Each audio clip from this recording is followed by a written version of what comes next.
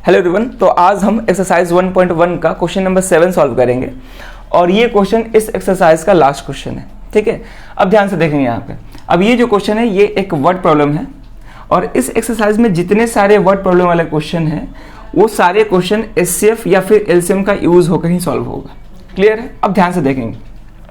NCERT में तो केवल एक ही वर्ड प्रॉब्लम दिया गया है, जब लेकिन आर एस अग्रवाल और जब आर डी शर्मा बुक में देखेंगे तो वहाँ पे इस तरह के बहुत सारे वर्ड प्रॉब्लम्स दिए गए हैं। ठीक है, अब इस तरह के क्वेश्चंस को कैसे सॉल्व करेंगे? ठीक है, क्योंकि इस तरह के क्वेश्चन में कहीं भी डायरेक्टली नहीं गिवन रहेगा कि हाँ इसको एचसीएफ से मतलब इस क्वेश्चन का एचसीएफ निकालो या फिर इस क्वेश्चन का एलसीएम निकालो, ये डायरेक्टली कहीं नहीं गिवन रहेगा। ठीक है, ये खुद से क्वेश्चन को पढ़ के ये समझना होगा कि किस क्वेश्चन का एलसीएम निकालना है और किस क्वेश्चन में एचसीएफ फाइंड करना है।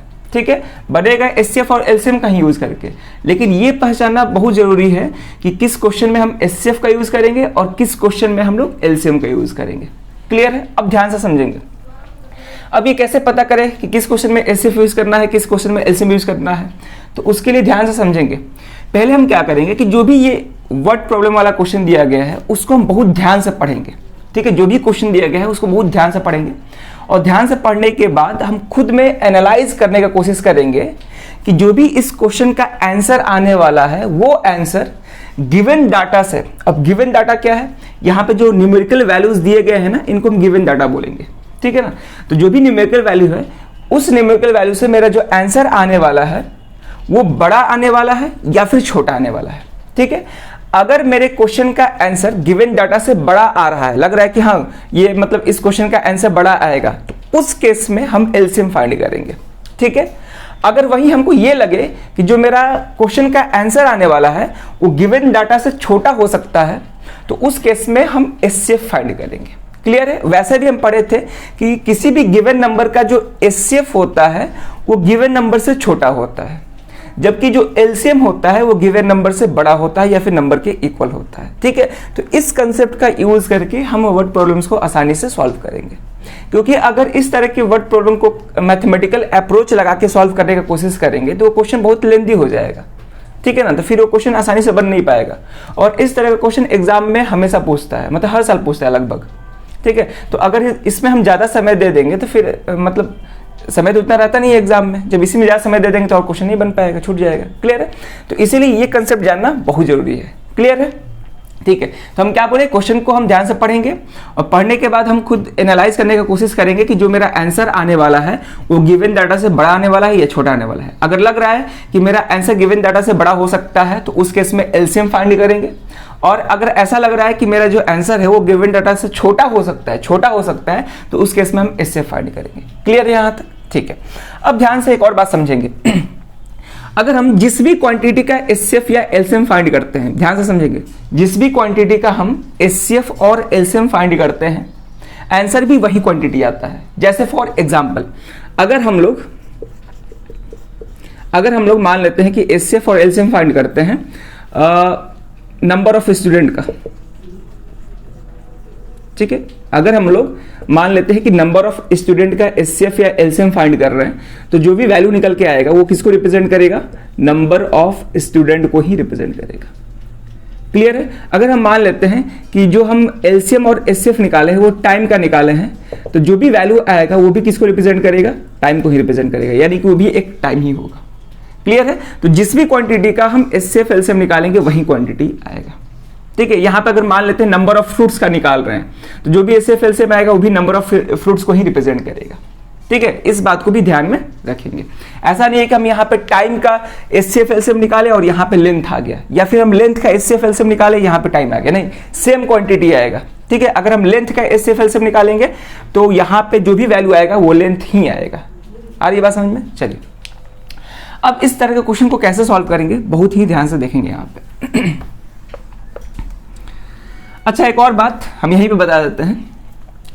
एचसीएफ और एलसीएम पता करने का एक और तरीका होता है। ठीक है, और वो तरीका क्या होता है ध्यान से समझेंगे। तो अगर हमको किसी क्वेश्चन में कुछ कीवर्ड्स दिख रहे हैं, जैसे कि फॉर एग्जांपल अगर हमको किसी क्वेश्चन में मैक्सिमम वर्ड दिख रहा है, हाईएस्ट वर्ड दिख रहा है, लार्जेस्ट वर्ड दिख रहा है, ठीक है ना, या फिर बोल सकते हैं बिगेस्ट वर्ड दिख रहा है, ठीक है, मैक्सिमम, हाईएस्ट, लार्जेस्ट, बिगेस्ट, ये सारे अगर वर्ड्स दिख रहे हैं किसी क्वेश्चन में, तो उस क्वेश्चन को सॉल्व करने के लिए हम एचसीएफ का यूज करेंगे, ठीक है। उस तरह के क्वेश्चन को सॉल्व करने के लिए हम किसका यूज करेंगे, एचसीएफ का यूज करेंगे, ठीक है। या फिर बोल सकते हैं ग्रेटेस्ट भी दे सकता है, ग्रेटेस्ट भी दे सकते हैं। तो इन सारे वर्ड्स में भी कोई भी कीवर्ड अगर हमको कोई वर्ड प्रॉब्लम में दिख जाए तो वहां पे हम किसका यूज करेंगे, एचसीएफ का, ठीक है ना। तो मोस्ट ऑफ द क्वेश्चन यहां से सॉल्व हो जाएगा। हम सारे क्वेश्चन का बात नहीं कर रहे हैं, क्योंकि बहुत सारे क्वेश्चन ऐसे भी होते हैं जिसमें मैक्सिमम वर्ड रहता है, ग्रेटेस्ट वर्ड रहता है, लेकिन उसको सॉल्व करने के लिए एलसीएम निकालना पड़ता है। लेकिन हम मोस्ट ऑफ द क्वेश्चन का बात कर रहे हैं कि मोस्ट ऑफ द क्वेश्चन में अगर ये सारे वर्ड्स दिख रहे हैं तो वो एचसीएफ से ही सॉल्व हो जाएगा। मोस्ट 95 से 96% क्वेश्चन। वहीं 4% 5% जो क्वेश्चन है उसमें थोड़ा सा दिमाग लगाना पड़ता है, ठीक है। अब ध्यान से देखेंगे, लेकिन जो बताएंगे वही कंसेप्ट का यूज करना होगा, ठीक है। अगर मान लेते हैं किसी क्वेश्चन में हमको ये सब वर्ड दिख रहे हैं, मिनिमम दिख रहा है, स्मॉलेस्ट वर्ड दिख रहा है, लोएस्ट वर्ड दिख रहा है, ठीक है ना, लिस्ट वर्ड दिख रहा है, तो उस केस में मतलब उस तरह के क्वेश्चंस को सॉल्व करने के लिए हम एलसीएम का यूज करेंगे, ठीक है ना। आगे बात समझ में, मिनिमम वर्ड यूज मतलब मिनिमम वर्ड दिखे, स्मॉलेस्ट दिखे, लोएस्ट दिखे, लिस्ट दिखे, तो उस केस में हम एलसीएम का यूज करके मोस्ट ऑफ द क्वेश्चन को सॉल्व कर सकते हैं। मोस्ट यानी कि 95 से 96% क्वेश्चन, क्लियर है। लेकिन बहुत सारे ऐसे भी क्वेश्चन होते हैं जिसमें स्मॉलेस्ट वर्ड होता है लेकिन वो एचसीएफ से जाके सॉल्व होता है, जैसे इसमें हम बताए थे, क्लियर है। तो इस बात को भी ध्यान में रखेंगे। तो ये जो हम बताए हैं वो मोस्ट ऑफ द क्वेश्चन के लिए, सारे क्वेश्चन के लिए नहीं है, ठीक है।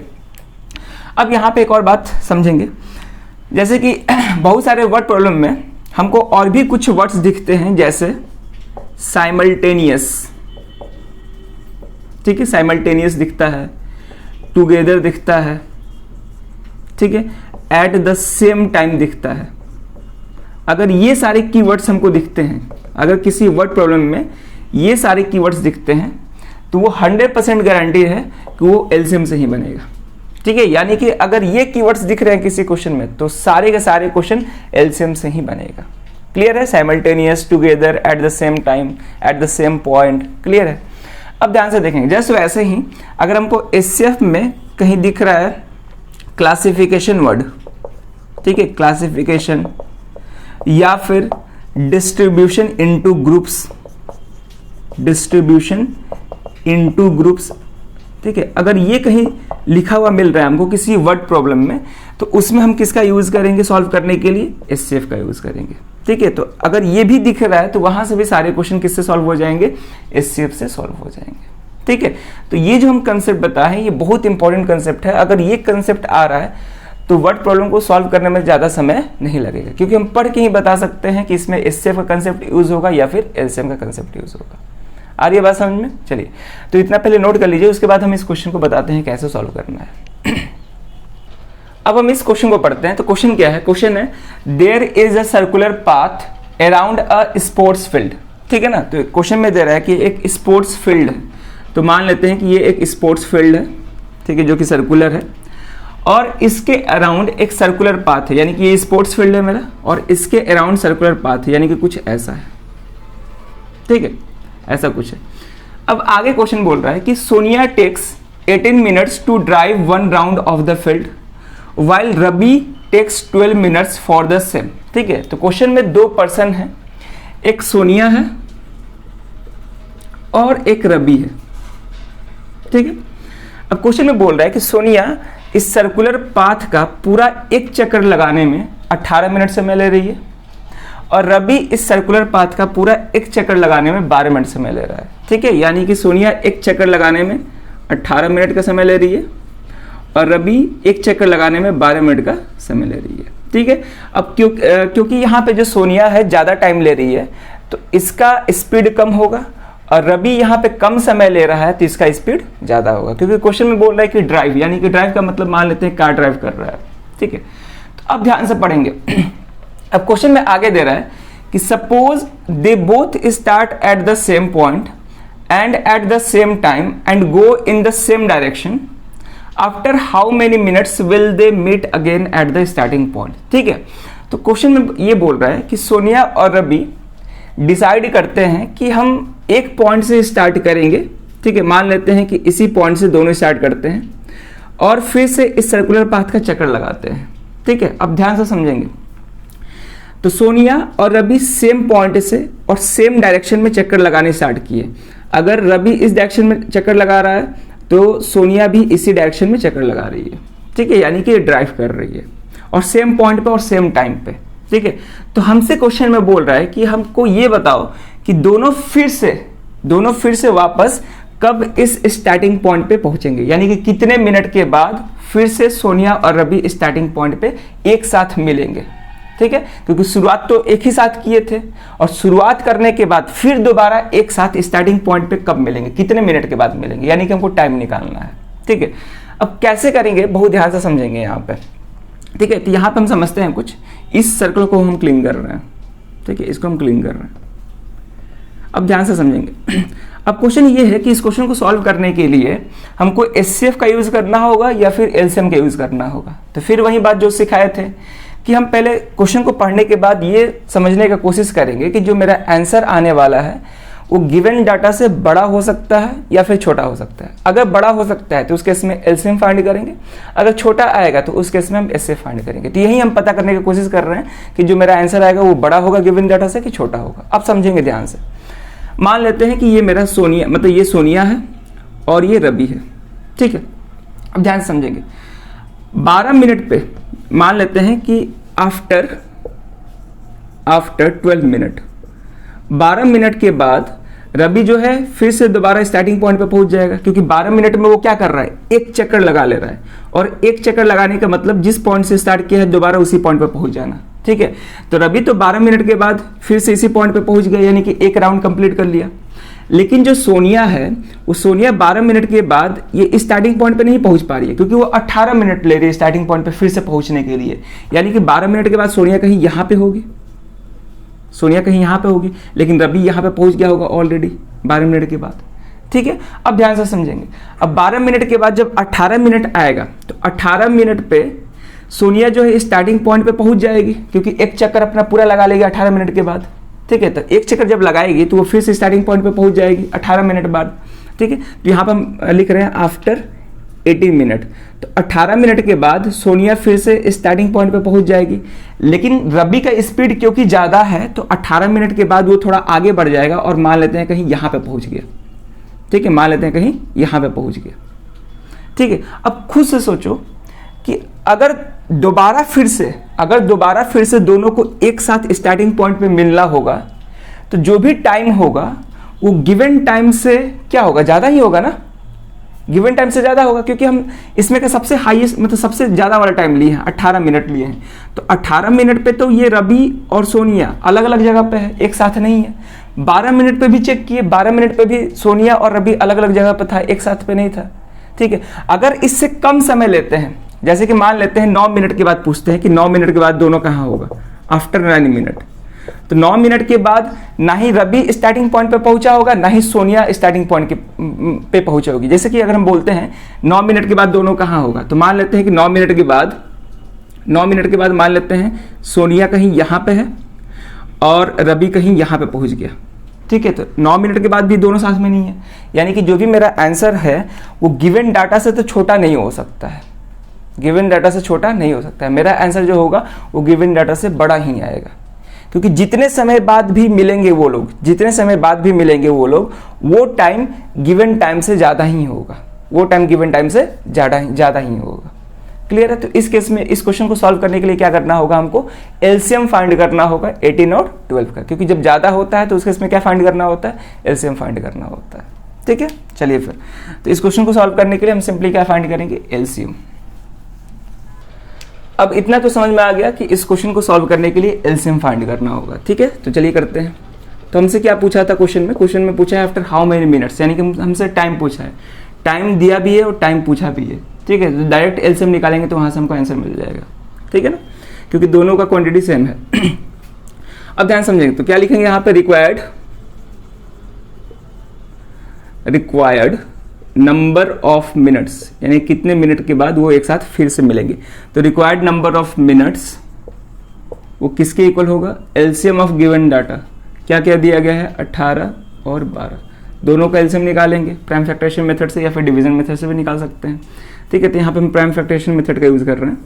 तो ये 2 से डिवाइड हो जाएगा 9 टाइम्स में, ये 3 से डिवाइड हो जाएगा 3 टाइम्स में, और ये 1 हो गया। ठीक है, अब 12 क्या करते हैं, ये 2 से डिवाइड हो जाएगा 6 टाइम्स में, 2 से 3 टाइम्स में, और ये 1 हो गया। ठीक है, अब क्या करेंगे, गिवन नंबर्स को प्राइम फैक्टर्स के प्रोडक्ट के फॉर्म में लिखेंगे। तो यहाँ से 18 आ जाएगा। 18 में प्राइम फैक्टर्स कौन कौन से हैं, 2 है और 3 है। तो 2 तो एक बार है, तो 2 पावर 1 इंटू 3 यहाँ पे 2 बार आ रहा है। ठीक है ना, तो जब 3 2 बार आए तो इसको हम पावर में लिख सकते हैं, 3 पावर 2। प्राइम फैक्टराइजेशन में सिखाए थे कि जो भी प्राइम फैक्टर रिपीट करे उसको एक्सपोनेंट के फॉर्म में लिखेंगे।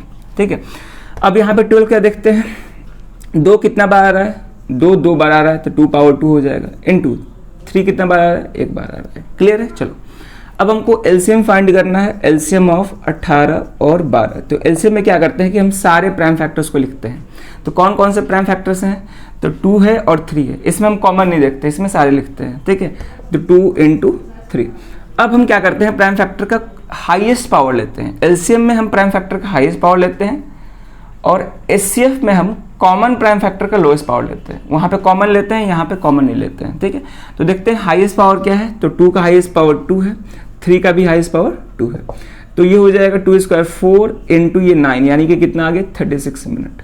यानी कि 36 मिनट के बाद ये दोनों दोबारा स्टार्टिंग पॉइंट पे मिलेंगे, 36 मिनट बाद। ठीक है, तो लिख सकते हैं hence both will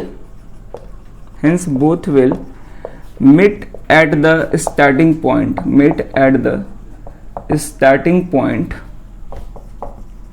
after 36 minute. 36 minute के बाद फिर वो दोबारा स्टार्टिंग पॉइंट पे मिल जाएंगे। क्लियर है। अगर क्वेश्चन में ये पूछ दे कि कितने रोटेशन के बाद मिलेंगे, यानी कि 36 मिनट में रवि कितना रोटेशन कर चुका होगा और सोनिया कितना रोटेशन कर चुकी होगी, तो अब ध्यान से देखेंगे। क्वेश्चन में कहीं पूछा नहीं है रोटेशन क्या है, मतलब रोटेशन बताओ, क्वेश्चन में नहीं पूछा है, लेकिन अगर रोटेशन भी पूछ दे तो कैसे करेंगे, ध्यान से देखेंगे। यहाँ पे 36 मिनट में रवि कितना चक्कर लगा दिया होगा, तो एक चक्कर लगाने में 12 मिनट ले रहा है रवि, एक चक्कर लगाने में रवि 12 मिनट ले रहा है। तो 36 मिनट में कितना हो जाएगा, डिवाइड बाई 12, यानी कि आ जाएगा 3 रोटेशंस। ठीक है, तो रवि 36 मिनट में 3 रोटेशन कर लिया होगा, और सोनिया 36 मिनट में कितना रोटेशन कर ली होगी, तो यहाँ पे हम 18 से डिवाइड करेंगे, क्योंकि एक रोटेशन में 18 मिनट ले रही है वो, तो 36 मिनट में कितना रोटेशन कर लेगी, 2 रोटेशन। क्लियर है। तो ऐसे हम रोटेशन भी पता कर सकते हैं कि जब दोनों साथ में मिले होंगे तो वो दोनों कितने रोटेशन कर चुके होंगे। रवि 3 रोटेशन कर चुका होगा और सोनिया 2 रोटेशन कर चुकी होगी। और वैसे भी सोनिया का स्पीड कम था तो इसीलिए ज़्यादा समय ले रही थी, और रवि का स्पीड ज़्यादा था तो वो मतलब कम समय ले रही थी, तो कम समय ले रहा था, तो वहाँ पर वो ज़्यादा रोटेशन कर लिया। क्लियर है। ठीक, लेकिन क्वेश्चन में रोटेशन नहीं पूछा है, क्वेश्चन में टाइम पूछा था, और जो भी गिवन डाटा था वो भी टाइम ही दिया हुआ था। तो यहाँ पे हम जो भी डायरेक्ट एलसीएम निकाले वो एलसीएम किसको रिप्रेजेंट करेगा, टाइम को ही। तो यही मेरा डायरेक्ट आंसर हो जाएगा। तो 36 मिनट मेरा आंसर हो जाएगा। क्लियर है, समझ में आया। तो इस तरह के क्वेश्चन को सॉल्व करना है। तो वर्ड प्रॉब्लम को सॉल्व करने के लिए जो भी कंसेप्ट है वो बता दिए। जब हम RS अग्रवाल का क्वेश्चन सॉल्व करेंगे तो उसमें और भी इस तरह के क्वेश्चन को हम देखेंगे। ठीक है ना। तो फिर ये इस एक्सरसाइज का लास्ट क्वेश्चन था। अब हम अगले वीडियो से नेक्स्ट एक्सरसाइज पे आएंगे। ठीक है, तो इस वीडियो में इतना ही, मिलते हैं नेक्स्ट वीडियो में। Thank you.